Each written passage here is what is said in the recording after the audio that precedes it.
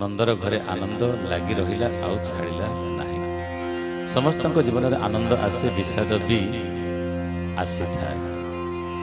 ଆନନ୍ଦକୁ ଯଦି ଆମେ ଆନନ୍ଦ ଭାବରେ ଭାବି ନେଇଥିବା ଆଉ ସେ ସବୁକୁ ଯଦି ଭଗବାନଙ୍କର ଦୟା ବୋଲି ଭାବି ନେବା, ତାହେଲେ ଆନନ୍ଦଟା ଆମ ସହିତ ସବୁବେଳେ ରହିଥିବ। ଆଉ ଭଗବାନ ଯେତେବେଳେ ଗୋଟିଏ ମାସର ହେଇଛନ୍ତି, ତା ପ୍ରଥମେ ତ 6 ଦିନ ହେଇଛନ୍ତି ଭଗବାନ, ପୁତନା ଆସି ପହଞ୍ଚିଗଲା। ତାପରେ ଭଗବାନ ଟିକେ ବଡ଼ ହେଇଛନ୍ତି, ନନ୍ଦର ଦାଣ୍ଡରେ ଉତ୍ସବ ଲାଗି ରହିଛି। କଂସ ବିଚାର କଲା, ମୋତେ କୃଷ୍ଣକୁ ମାରିବାକୁ ଅଛି, ମୁଁ ତ ଯାଇପାରିବି ନାହିଁ, ପରୋକ୍ଷ ଭାବରେ କେହି ମାରିବାର ସହଯୋଗ କରିବ। ତା ଦରବାର ଥିଲା ଆଉ ଗୋଟେ ଅସୁର, କହିଲା ଶକଟା ତମେ ଏଥର ଯାଅ। ଶକଟା କହିଲେ ଭାଇନା କ'ଣ କରିବି?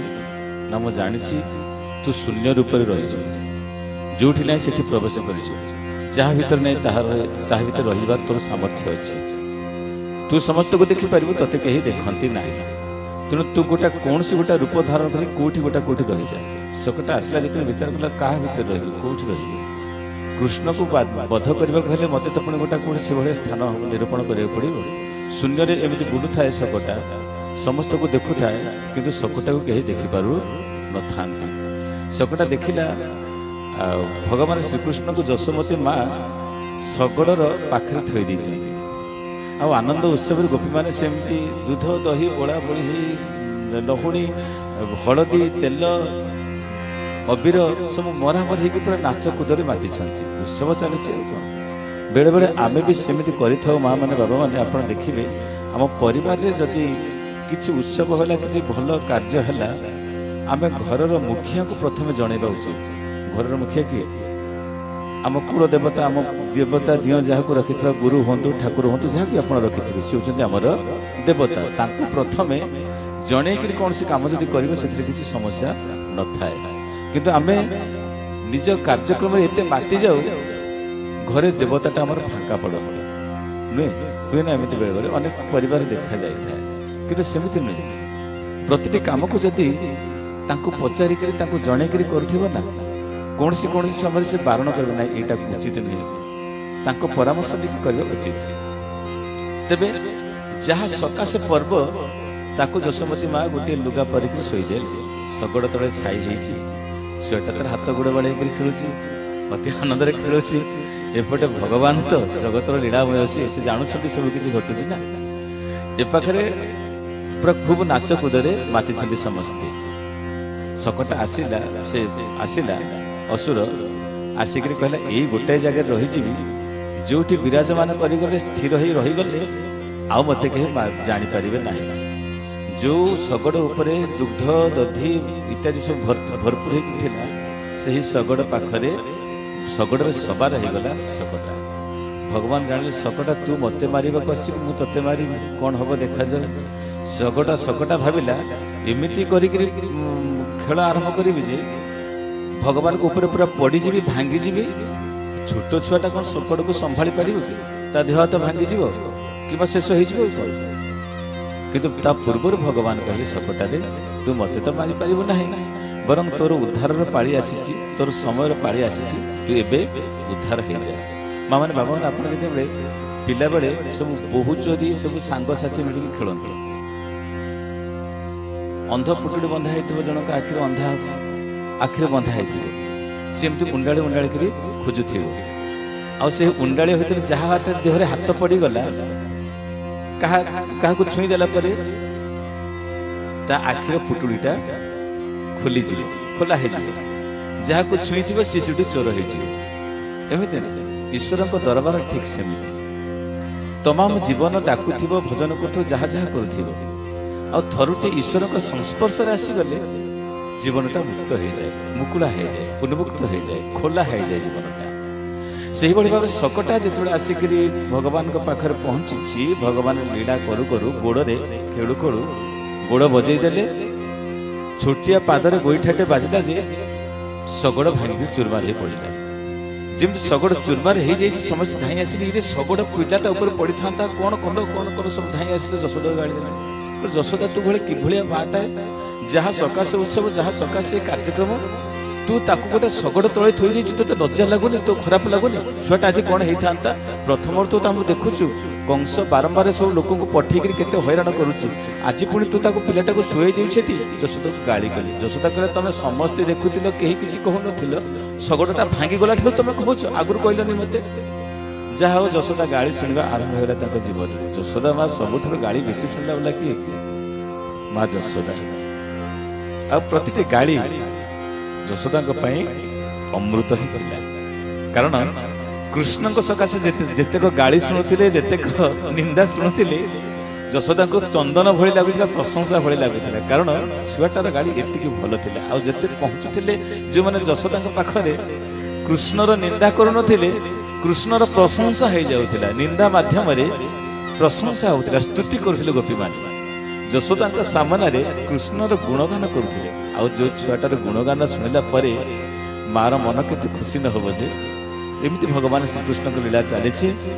ଶକଟା ପଳେଇଯିବା ପରେ ଭଗବାନଙ୍କୁ 3 ମାସ ହେଇଛି। 3 ମାସରେ ସାଧାରଣତଃ ଆମର ସନ୍ତାନଟିଏ ଜନ୍ମ ହେଲେ କଡ଼ ଲେଉଟାଏ, ନୁହେଁ, ପେଟେଇବା ଆରମ୍ଭ କରେ। ଯେଉଁଦିନ 3 ମାସ ପୁରେ ଯେବେ ପୁରୀ ଯାଏ, ପିଲାଟା ଯେତେବେଳେ କଡ଼ ଲେଉଟିବା ଆରମ୍ଭ କରେ, ତାକୁ ପାର୍ଶ୍ୱ ପରିବର୍ତ୍ତନ କହିଥାନ୍ତି।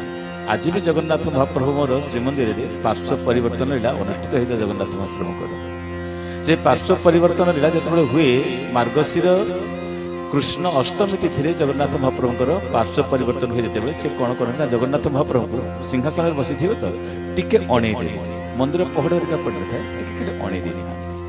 ଭଗବାନ ଶ୍ରୀକୃଷ୍ଣ ଜନ୍ମ ହେଇଥିଲେ କୋଉ ତିଥିରେ, କୋଉ ମାସ ମା ମାନେ? ବଡ଼ ପେଟରେ ଦେଖୁ।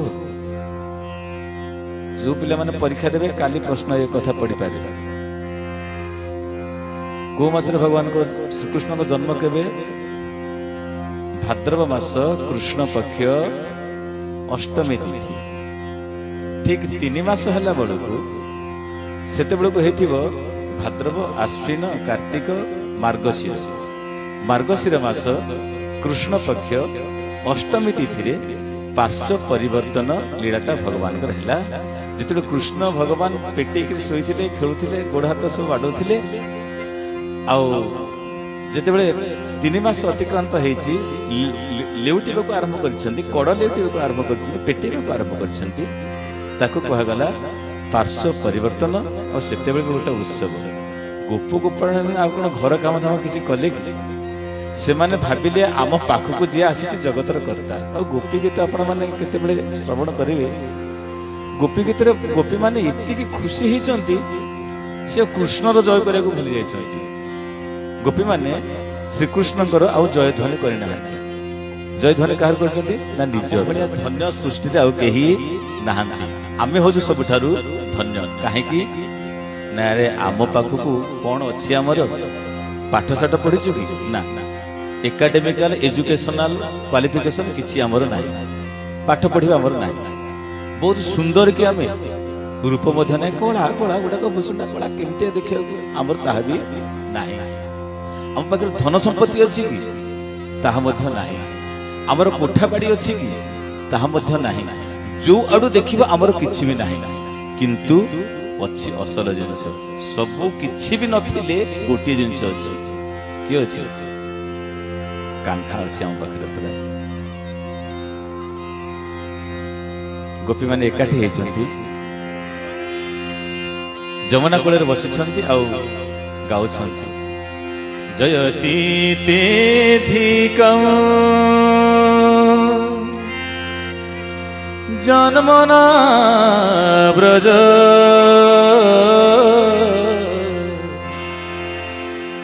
শ্রূয়ত ইন্দিরা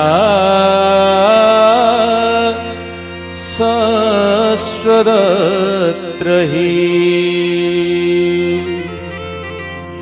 ଗୋପୀମାନେ କହୁଛନ୍ତି ଆମେ ହଉଛୁ ଧନ୍ୟ, ଏଥିପାଇଁ ଆମ ପାଖରେ କିଛି ନାହିଁ, ଆମେ ସ୍ୱର୍ଗପୁରକୁ ଯାଇ ଇନ୍ଦ୍ରକୁ ଦର୍ଶନ କରିପାରିବୁନୁ। କିନ୍ତୁ ଇନ୍ଦ୍ର ଆସି ଆମ କାହ୍ନା ପାଖରେ ପୁରା ଆଣ୍ଠେଇକିରି ହାତ ଯୋଡୁଛି। ଆରେ ଏ ସୌଭାଗ୍ୟ ଆଉ କାହାର ହବ? କାହ୍ନାକୁ ଆମେ ପାଇଛି ବୋଲି ଦେବରାଜ ଇନ୍ଦ୍ର ଆସି ସେଠି ଆଣ୍ଠେଇକିରି ହାତ ଯୋଡୁଛି, ପ୍ରାର୍ଥନା କରୁଛି। ଖାଲି ସେତିକି ନୁହେଁ, ବ୍ରହ୍ମା ମଧ୍ୟ ଆସିକି ସ୍ତୁତି କରୁଛି ଆମ କାହ୍ନାକୁ। ଆମେ ତ କାହ୍ନାକୁ ମାରୁଛୁ, ଗୁଡଉଛୁ, ଛେଚୁଛୁ, ଗୋବର ତାମରେ ଦଉଛୁ, କେତେ କେତେ କାମ କଣ କରୁଛୁ, ଆଉ କାହ୍ନା ଠାରୁ ବଡ କିଏ ଅଛି?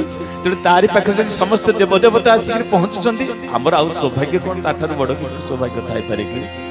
ପୁନର୍ବାର କହୁଛନ୍ତି, ଖାଲି ସେତିକି ନୁହେଁ, ଶ୍ରୟତ ଇନ୍ଦିରା ମା ଲକ୍ଷ୍ମୀ ମଧ୍ୟ ଯାହା ପାଖରେ ଆସିକି ଶିଖେଇ ଦେଲେ, କହିଲେ ମୁଁ ଜଗତର କର୍ତ୍ତା ହେଇପାରିବି।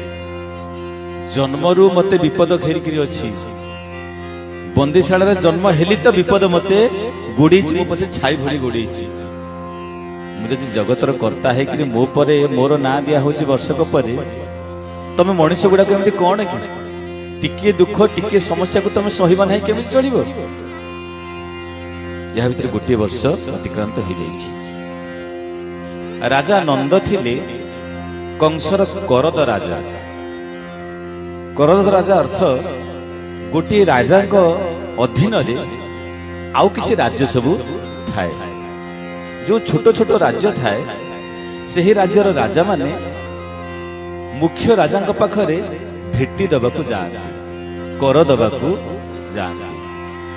ଆଉ ନନ୍ଦ ବାବା ଯେତେବେଳେ କର ଦେବାକୁ ଯାଆନ୍ତି କଂସ ପାଖକୁ, କଂସ କହିଲା, କହିଲେ ନନ୍ଦ, ମୁଁ ବା ଶୁଣିଛି ତୋ ମୋ କୋଳରେ ଗୋଟେ ସନ୍ତାନ କାଳେ ଆସିଛି। ଯେମିତି ଜାଣିନି କଂସ କହିଲା, ମୁଁ ଶୁଣିଛି ତମ କୋଳରେ ଗୋଟେ ସନ୍ତାନ ଆସିଛି।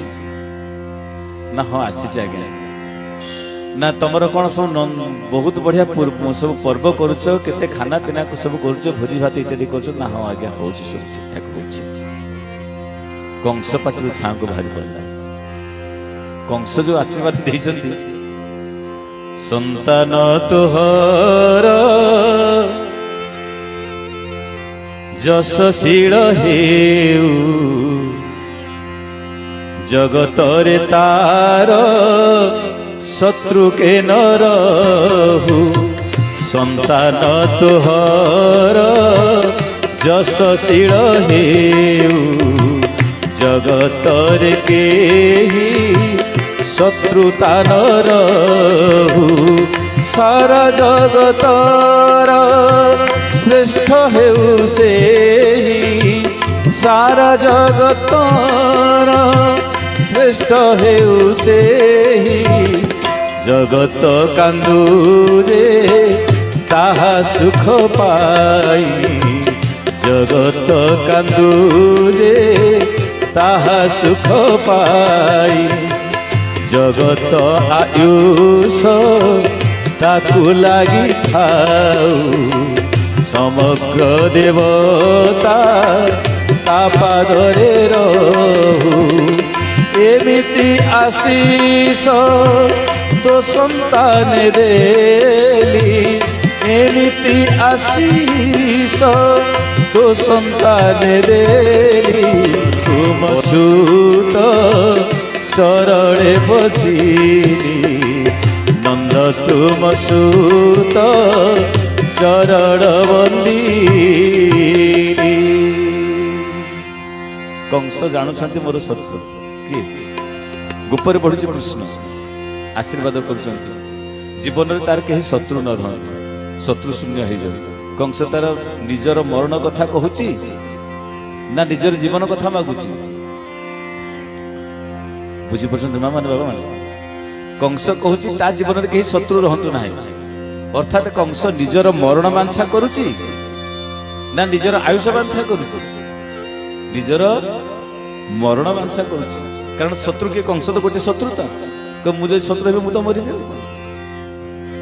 ତେଣୁ ଏହିଭଳି ଭାବରେ କଂସ ତାକୁ ଆଶୀର୍ବାଦ ପ୍ରଦାନ କରିଛନ୍ତି। ବର୍ଷକ ଯେତେବେଳେ ଗୋଟେ ବର୍ଷ ହେଇଯାଇଛି, ନନ୍ଦରାଜା ଯାଇଛନ୍ତି କରଦବା ସକାଶେ। ଆଉ କରଦବା ଗଲାବେଳେ ଭେଟ ହେଲେ ବସୁଦେବ। ଦେବକୀ ବସୁଦେବ ଅଛନ୍ତି, ଜଣେ ମିତ୍ର ହିସାବରେ ବସୁଦେବ ଏବଂ ନନ୍ଦରାଜା ଦୁଇ ଜଣ ଏକାଠି ହେଇଛନ୍ତି। ବସୁଦେବଙ୍କ ଆଖିରୁ ଧାର ଧାର ଲୁହ ବହୁଛି। ନନ୍ଦରାଜା, ସନ୍ତାନଟାକୁ ଜନ୍ମ ଦେଲି ଯେ ଗୋଟାଏ ଦିଟା ସନ୍ତାନ ନୁହେଁ, 6-6ଟା ସନ୍ତାନଙ୍କର ମୃତ୍ୟୁର ଚିହ୍ନ ଏଇ କାନ୍ଥରେ ଅଛି। ଶେଷରେ ଇଏ ଅଷ୍ଟମ ଗର୍ଭରେ ଆସିଲା ଯେ ଯଶୋଦା ପାଖରେ ଅନ୍ଧାର ରାତିରେ ଲୁଚି ଲୁଚିକି ନେଇକି ଥୋଇ ଦେଇକି ଚାଲି ଆସିଲା। ये बाप हबार कौन थी कौन लाभ है पितृत्व अर्जन कर मु पाइली कौन संतानटा को ना देखी पारली ना कोड़े धरी पारली ना समस्त लीला तार बुझी पारली केवल जो माने दही दूध बिक्री करने को आसुचंदी मथुरा को से जहाँ शुणुछि छुआटा काले भारी कौतुकिया है नंद बाबा जो एति शुणी कहले जानी ना वसुदेव जी छुआटा ये दुष्ट हो आज कहवा कथा नुहे वसुदेव को कहते वसुदेव कहले शुण नंदराजा मु तो पाख को पाई पारिबिनी छुआटा केते दूर कंसर बंदीशाला पड़ी तो देखिपारि दुष्ट हेले छुआटा को मारधर कर शासन कर बुझे छुआटा मोर दूर अच्छी देखी पारुनी चाह पारुनी केते दूर अच्छी तथापि ता पढ़ापढ़ी दायित्व नबटी नंदा बाबा कहले दायित्व कौटी नेबी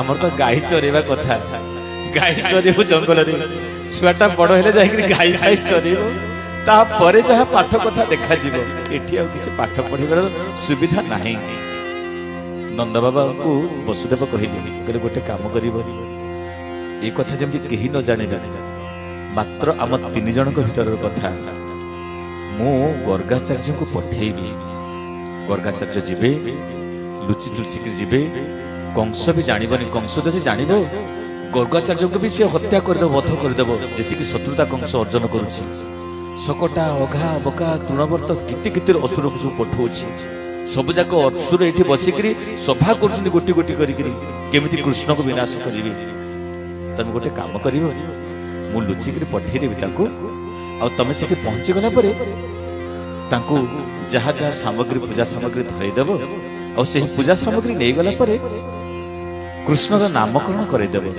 ना वर्ष टिपा गलानी पिलार ना कोन देई छै ना कही ना तो किसी दिया है नहीं से कालिया रंगर है बोली कड़ा कड़ा देख बोली कालिया डाकुचु आउ कही के हम कन्हे डाकुचु ता नाटा आमे कन्हे देइछु किंतु शास्त्रीय अनुसार पूजा विधि हेकरी जेमिति नामकरण संस्कार 16 संस्कार भितर जो नामकरण संस्कार गोटी अछि से नामकरण आमे करिना ना ठीक अछि मु पठे देबी गर्गाचार्य को से जाकर नाम देकर आसिले गर्गाचार्य भाविले कहले गोटे गौम हूँ आचार्य केते बड़ मनुष्य कंस दरबार से काम करुछि किंतु मोर पोस्ट केते बड़ गर्ग वंशर मो पुरोहित आउ जाइकरी सेपटे जाइकरी गोटे नंद बाबा गाई चरुथिबा गोटे साधारण परिवार छुआटार नाकरण करिया को जीवी खराब लागिबनी तथापि मु तो सुनिछि नंद कूଳରେ काळे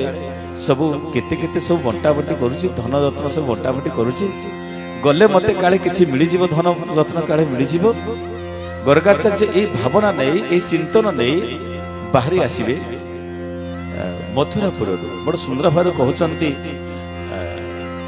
भागवत जगन्नाथ दास गवंशरे मुनि जात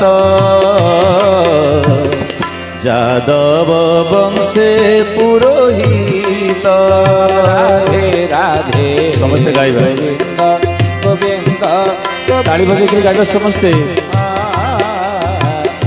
बदुगाड़ुछे मकरा एबे गोपकु तुमे जा मोर पुत्र को नाम दिया राधे राधे गोविंद समस्त गाइबा ताली बजे के गाउथेबा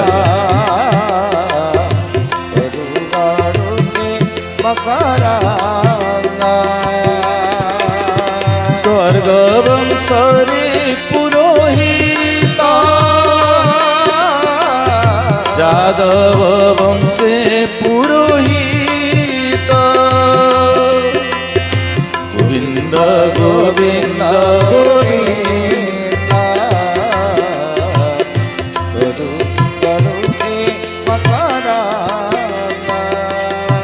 सचिदानंद भवानी की विश्व कल्याण वंदे गुरु हरि हरि हरि बोला गर्गाचार्य को बुझेकरी पठाउछंती वसुदेव जी आ गर्गाचार्य जब आसुछंती कहते कहला रे हे तू घर यदि कार्य करी जाकर से पाखे कार्य करी नंद घरे कार्य कले कंस जान आ कंस जानिले ना तते रखिब ना मते रखिब तोहर घरे कार्य कले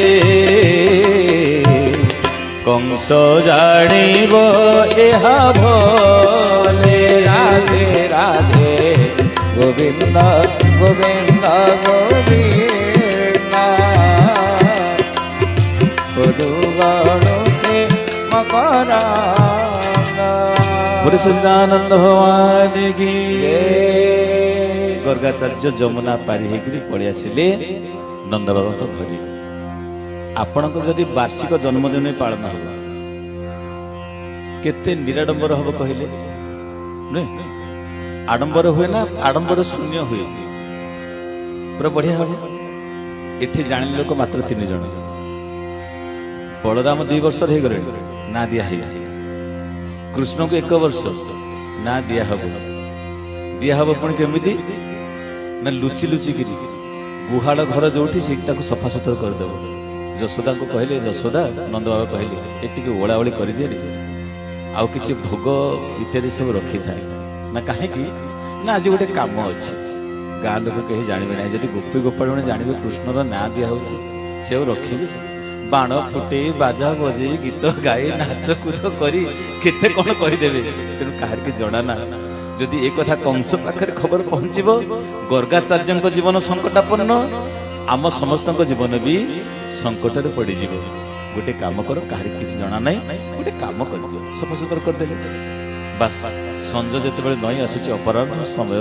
सूर्य अस्त होगा किसी समय अच्छा पहुँचीगले गर्गाचार्य बास बड़ सुंदर भाव पाद धुआ धुई करदे पाछटी ने घरे बसैले मुनि आपण कुआड़े आसिले कहतु यशोद मत माँ पचारा बेलू गर्गाचार्य किसी कहले कहे ना कारण जदि कहीदे विपद घेरार अच्छा किसी भी कहले ना आर पाखे नंद बाबा कहले बाबाजी कौन कौन सब दरकार कहतु ना गोटे खटुली दरकार आउ कहले गोटे काम कर स्नान शौच होकर पलि आसे जमुना को गले निमती गोटे खटुली शालग्राम को रखीदे स्नान शौच होकर कहले मुझे जमुनार पलि आसे जमुनार गाधुआ पाधुआ करके आसीगले बास गोटे आसन पकई देकर भजन जमी करने कथा संध्या तर्पण करने कथा आरंभ कले बड़ सुंदर कर यशोदा टिके माखन ले आसे कि गोटे किसी भोग देवी मोर शालग्राम को तू नहीं आसे आर पाखे वर्षकर छुआ जी बड़ हो जहाँ जहाँ सब कर भल जानते गुरुंडु थी वर्ष खाली गुरुंडे तो ना कौन कर ना चले चले चली न ठिया हो आस्ते आस्ते बस तार अवस्था तो से गुरुंडु थी पिला माने से संसार को चंचल कर पकाउछ उछन कर पकाउछ से कथा को न कहवा भल जिते बड़े जशोमती माँ दही लहुणी इत्यादि करुवे कथा तो भलरे कही पार नथिबो दही लहुणी सब जाक आनिक मुह सारा बोला बोली कर खाई तो हाथ में पार न मुह सारा बोला बोली कर जशोदा माँ देखिए कभी तू आज एत दुष्ट हो कौन कर संभाल के जाड़ी से ही भाव में गर्गाचार्य स्नान सारिक आसिक बसी खटुली पकई बड़ सुंदर भाव भगवान को स्तुति करने लगुच ओम नमो भगवते वासुदेवाय ओम नमो भगवते वासुदेवाय ओम नमो भगवते वासुदेवाय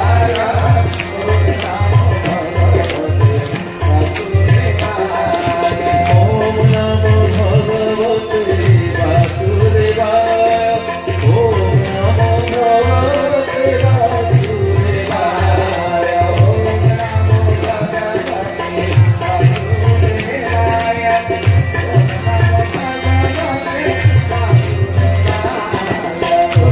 स्तुति कर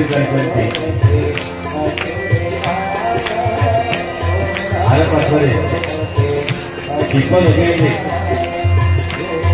सुना लगे तुलसी फूल इत्यादि समस्त द्रव्य को चढ़े शालग्राम को ऊपर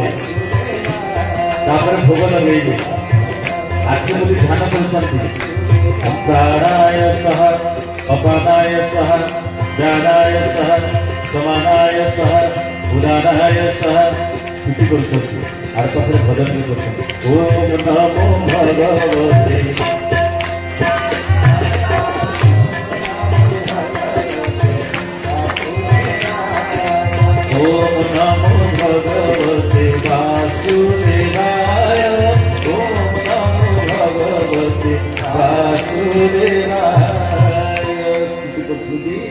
ଗଙ୍ଗାଚାର୍ଯ୍ୟ ପାଖରେ ଭଗବାନ ଜାଣିଥିଲା ତୁ ବୁଢା ଏତେ କଷ୍ଟ କରି ଡାକୁଛୁ।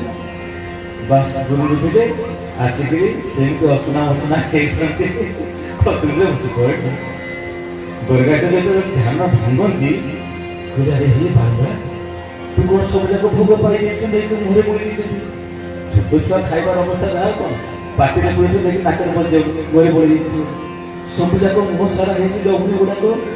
କିନ୍ତୁ ତୁ କଣ ଏଠି କଣ ଏଠି ବସିଛୁ ଯଶୋଦା ଇଏ ତ ପିଲାଟି ନା ହଁ ନା ଆ ଦେଖେ କଣ କଲାଣି କିନ୍ତୁ ହଇରାଣ କଲାଣି ଇଏ ତୁ କଣ କଲୁ ସବୁ ଯାକ ଅପବିତ୍ର କରିଲୁ ଛୁଆଟା ତୁ ଗାଧୁଆ ପାଧୁଆ କରିନୁ ତୁ ମନା ସବୁ ଯାକ ଅପବିତ୍ର ହେଇଗଲା କଣ କହିଲୁ ଯଶୋମତୀ ମା ଆସିକିରି ଗଙ୍ଗାଚାର୍ଯ୍ୟ ପାଖରେ ଅର୍ପଣ କଲେ ବାବାଜୀ କ୍ଷମା କରନ୍ତା ସ୍ୱାମୀକୁ ଅଭିଶାପ ଦିଅନ୍ତୁନି ଯାହା ହେଲେ ମୁଁ ଆଉଥରେ ତମକୁ ବ୍ୟବସ୍ଥା କରିଦେଉଛି ପଛେ ମୋ ଛୁଆଟାକୁ ଅଭିଶାପ ଦିଅନ୍ତୁ ଗାଳି ବୋଲଜ କରନ୍ତୁନି ମହାରାଜଜୀ ମୋ ଛୁଆ ଉପରେ ଅଭିଶାପ ପଡ଼ିଯିବ ସହଜରେ ଏମିତି କେତେ ବିପଦ ଆସୁଛି। ଯଶୋଦା ମାତା ଲହୁଣୀ ପଡ଼ିଛନ୍ତି ଗଙ୍ଗାଚାର୍ଯ୍ୟଙ୍କ ପାଖରେ। ଗଙ୍ଗାଚାର୍ଯ୍ୟ ଠିକ ଅଛି ଆଉ ଯାଉଛି ଆଉ ଥରେ ସ୍ନାନ କରିବାକୁ। ଭଗବାନଙ୍କୁ ନେଇଗଲେ ଯଶୋମତୀ ମା ପୋଛାପୋଛି କରିଦେଲେ କହିଲେ କାମ ଦୁଷ୍ଟ ହବନି ମନା ମୁଣ୍ଡ ଦେବେ ନା ଦୁଷ୍ଟ ହେବେ ମୁଣ୍ଡ ହଲେଇଦେବେ ଦେଇକିରି ଘରେ କବାଟ ବନ୍ଦ କରିଦେଲେ। କବାଟ ବନ୍ଦ କରିଦେଇ କବାଟ ଆଉଜାଇ ଦେଇକିରି ପଳେଇଲେ ଯଶୋମତୀ ମା। ଆର ପାଖରେ ସଞ୍ଜୟ ନଈ ଆସୁଛି ଗଙ୍ଗାଚାର୍ଯ୍ୟ ପୁନର୍ବାର ଯମୁନାରେ ସ୍ନାନ କଲେ। ସ୍ନାନ ସରିଯାଇକରି ପୁଣି ଥରେ କରି ଯଶୋମତୀ ଆଣ ଭୋଗ ଟିକେ ଲଗେଇଲେ। ଯେମିତି ସେମିତି ଭଜନ କରିଛନ୍ତି ସ୍ତୁତି କରିଛନ୍ତି ପୂର୍ବ ଭଳି ତାଙ୍କର ପୂଜାର ପାଠ ପୁନର୍ବାର ସ୍ନାନ ଓମ୍ ନମୋ ଭଗବତେ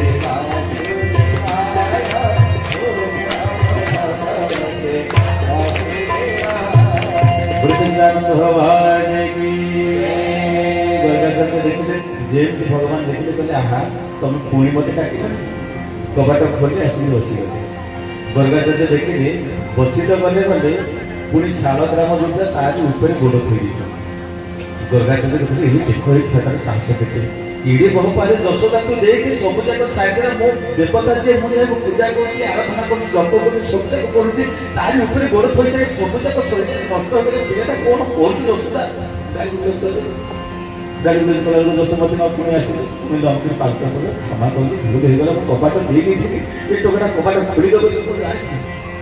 पुनर्बार गंगाचार्य जाइछन्ति स्नान शौच होइछन्ति भोगराग लगेइछन्ति आसिक भोगर माँ कौन फटो कर आउ फटो तौक जापर तू से हईराण कर बाबा हईराण कर फटो कर थी अरे समग्र जगत मालिक अच्छे विश्व ब्रह्मांड मालिक अच्छे जगत को धारण कर ब्रह्मांड माड़ माड़ हो फटो मन कि जमी गंगाचार्य तृतीय बार पुनर्बार ध्यानस्थ ओम नमः भगवते वासुदेव उच्चारण करते पड़े आसिले महाशय शारदाराम ऊपर बसिले सब भोगतक निजे खाई बोला बोली कर बसी। गंगाचार्य पुणी आखि खोला बेलू ये अवस्था कहले एଠି ମୁଁ କିଛି କାମ କରିପାରିବି ଶନିପାତ ହବ କରିବି ନା।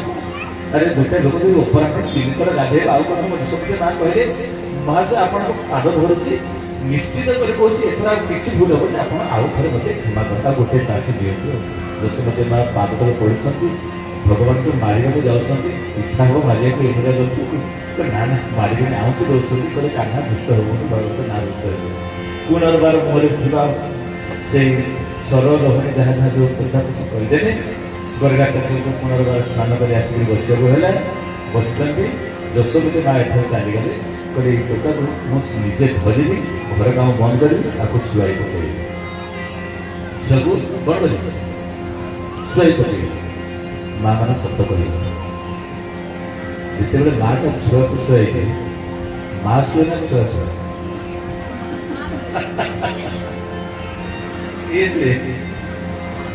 माँ छुए ना छुआ शुए माँ शुए कोड़े यशोमती महाशय देखले जब शुई जाती उठिले खट उपर दिया मारी पड़े आसे गंगाचार्य जेमती आसिक पहुँची गले गंगाचार्य पुनर्बार ध्यान थी बस कहले तो गोटे बुढ़ा तो पाखे अच्छे आज पर्यटन चिन्ह न तो मत से शारदा पूजा कर बस भगवान अंतर्जन जानते बसिगले गंगाचार्य पाखे गंगाचार्य देखुं जो आखि खोली देखते से बालक बसी यशोदा बोले डाकवाक जाती पुणी देखुं चतुर्भुज शंख चक्र गदापद्म धरती। गंगाचार्य आखि को मड़ी पकड़ी कहले भूल भाल किसी देखुनि तो ପୁନର୍ବାର ଯଦି ଦେଖନ୍ତି ସେ ବାଳକ ବସିଛି ଲହୁଣୀ ଖାଉଛି କେତେ କଣ କରୁଛି ଲହୁଣୀଟା ଧରିଛି ଗର୍ଗାଚାର୍ଯ୍ୟ ଦେଖନ୍ତି ଏଠି ତାର ଲହୁଣୀ ଇତ୍ୟାଦି ଦିଆହେଇଛି ଆଉ ଲଡୁ କୋଉଠୁ ଆଣିଲା ପୁଣି ଗର୍ଗାଚାର୍ଯ୍ୟ ଯେତେବେଳେ ଆଖି ବନ୍ଦ କରି ଦେଖନ୍ତି ଶଙ୍ଖ ଚକ୍ର ଗଦାପଦ୍ମ ଧରିଛନ୍ତି ବସିଛନ୍ତି ଗୁରିକୁ ବୁଝୁଛନ୍ତି ଯଦି ଆଭା ପ୍ରକୃତିକ ହିତା କରି ହୁଏ ସାରାତର ଆମର ଅସ୍ତିତ୍ୱ ସେଠି ନାହିଁ ଗର୍ଗାଚାର୍ଯ୍ୟ ଆଖି ବୁଝିଲେ ଠାକୁର ଜାଣିପାରିନି ଚିହ୍ନି ପାରିନି ଜୀବନରେ ଗୋଟେ ଭୁଲ କରିଛି ତମକୁ କେତେ ଗାଳି ଦେଇଛି ନିନ୍ଦା କରିନି ମୁଁ ତମ ସହିତ ଆସି 3 ଥର 4 ଥର ବର୍ତ୍ତମାନ ସ୍ନାନ କରିଛି ଠାକୁର ଆଉ ଅବହେଳା ହବ ନାହିଁ ଆର ପାଖରେ ଡାକିଲେ ଯଶୋମତୀ ସମୟ ହେଇଗଲାଣି ଆସ ଆସ ନନ୍ଦର ଗାଈ ନେଇକି ପଳେଇ ଆସିଛି ଘରକୁ ସଞ୍ଜ ରହିଯାଇଛି ମୁହଁ ସଞ୍ଜ ହେଇ ଉଠିଛି ପତି ଲାଗିଛି ଚାରିଆଡେ ଶଙ୍ଖ ହୁଳହୁଳି ଦୀପ କଲିବର ଶବ୍ଦ ଚାଲିଛି ଏହି ସମୟରେ ଗର୍ଗାଚାର୍ଯ୍ୟ ବିଚାର କରୁଛନ୍ତି କହିଲେ ନାମକରଣ ଦିଆହବ କାହା ନାଁ ଦିଆହବ କହିଲେ ରୋହିଣୀ ସୂତ ଯିଏ ଅଛି ତାକୁ ଧରିକି ପଳେଇ ଆସ